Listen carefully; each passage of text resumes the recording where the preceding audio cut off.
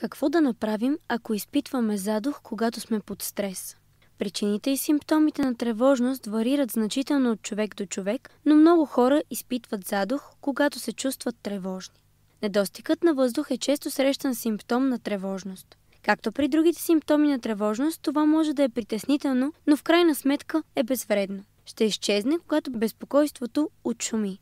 Хората, които изпитват чести пристъпи на паника, може да имат паническо разстройство. Приблизително 2 до 3% от хората в САЩ изпитват паническо разстройство всяка година и то е 2 пъти по-разпространено при жените. За незабавно облегчаване на задуха, дължащ се на тревожност, хората могат да опитат диафрагмено дишане. Тази дихателна техника включва свиване на диафрагмата, разширяване на корема и задълбочаване на вдишването и издишването. Хранителна добавка, която може да ви помогне да се справите с проблема, са капките на доктор Бах антистрес от Здравитал. Те са 100% натурални и не водят до привикване. Опитайте и се уверете сами. Повече по темата в блога ни. Последвайте ни за още интересни видеа.